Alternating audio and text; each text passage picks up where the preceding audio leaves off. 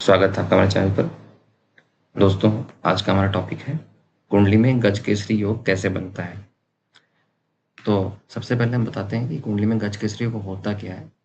तो चंद्रमा और गुरु का जब संबंध होता है उसको हम गजकेसरी योग कहते हैं। तो और कैसे संबंध को कहेंगे, जब चंद्रमा और गुरु दोनों या तो साथ में बैठे हुए हों केंद्र में, ठीक है, या फिर चंद्रमा से केंद्र में गुरु बैठा हो।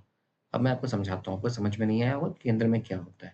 मान लीजिए आपका चंद्रमा 8वें घर में है, ठीक है? और केंद्र के घर कौन-कौन से होते हैं? 1, 4, 7 और 10, ठीक है? अब आपका चंद्रमा 8वें घर में है, तो 8वें घर से जो 4 घर, पहला घर कौन-सा होगा? खुद 8वाँ होगा।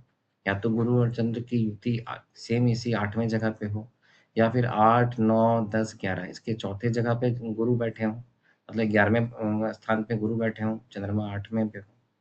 फिर या फिर 7, 5, 6, 7 या फिर गुरु दूसरे स्थान पे बैठे हों, और या फिर 8, 9, 10 या फिर गुरु 5वें स्थान पे बैठे हों।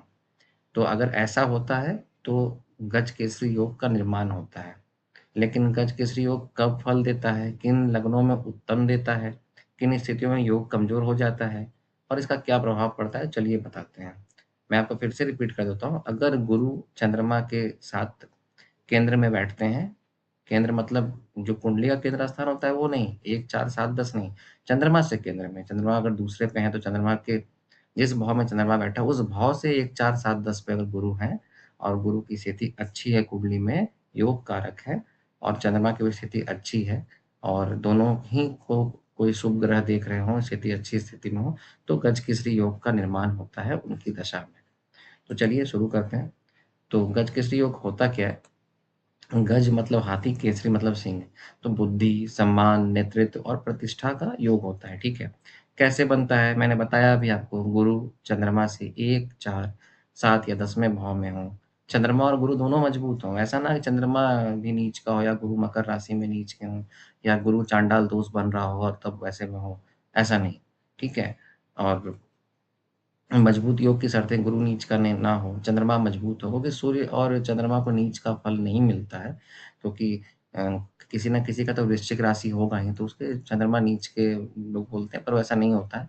और सूर्य भी तो कभी न कभी महीने, साल के 12 महीने में 1 महीने तुला तुला राशि में आएँगे ही, तो ऐसा नहीं है। वो अच्छा ही फल देते हैं, उसका कुछ उपचार करना पड़ता है। लेकिन गुरु नीच का ना हो, राहु-केतु का प्रभाव ना हो, ऐसा ना हो कि चंद्रमा राहु के से युक्त हो या फिर गुरु राहु से युक्त हो, गुरु चांडाल दोष हो, जो कि गुरु और राहु की युति से होता हो। नवांश अच्छा हो, दशा भी अच्छा मिले, या तो चंद्रमा की दशा मिल जाए, या गुरु की दशा मिल जाए, या इनके मित्र की दशा मिल जाए, या फिर इनकी अंतर्दशा आपस में मिल जाए, चंद्र और गुरु की या फिर गुरु और चंद्र की। ऐसी स्थितियों में मजबूत योग का निर्माण होता है, ठीक है? कब कमज़ोर होता है? गुरु अगर नीच के हों, चंद्रमा कमज़ोर हो, पाप ग्रहों का प्रभाव हो, राहु-केतु की पीड़ा हो, ठीक है? तो ये होता है गजकेसरी योग। अब जब गजकेसरी योग का निर्माण होता है ना, तो कहा जाता है कि जिस जगह पे सिंह और हाथी दोनों बैठे हों, वहाँ पर कोई तीसरा शिकारी शिकार करने के लिए यानी आपको टच करने की हिम्मत नहीं करेगा। अगर आपके घर की रखवाली सिंह और हाथी दोनों मिलके कर रहे हैं, एक साइड से सिंह, एक साइड से हाथी, तो कोई भी टच करने की कोशिश आपको नहीं करेगा। तो आपको मान, सम्मान, प्रतिष्ठा, धन, गजकेसरी योग का निर्माण होता है तो धन भी बहुत मिलता है। तो धन, अच्छी शिक्षा, सब कुछ मिलता है आपको। तो आप भी अपनी कुंडली में चेक करें कि क्या आपकी कुंडली में चंद्रमा और गुरु पाप ग्रहों से ग्रसित तो नहीं है, या फिर गुरु से चंद्रमा अगर केंद्र में है, तो ज़रूर ही गजकेसरी योग का निर्माण चंद्रमा और गुरु की दशा में होगा।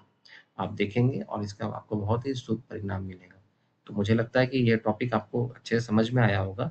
मेरी थोड़ी तबीयत ठीक नहीं थी इसलिए मैं टॉपिक नहीं ला पा रहा हूँ। लेकिन मैं नेक्स्ट बहुत जल्दी कल या परसों ही आपको नई टॉपिक लाऊँगा, जो कि होगा केंद्रुम योग और गुरु चांडाल योग। दोनों मैं एक साथ कंबाइन करके लाऊँगा ताकि आपको अच्छे से समझ में आए। देखते रहिए हमारा चैनल। राधे राधे, जय सिया राम। सपोर्ट कीजिए मुझे ताकि मैं भी आगे बढ़ पाऊँ।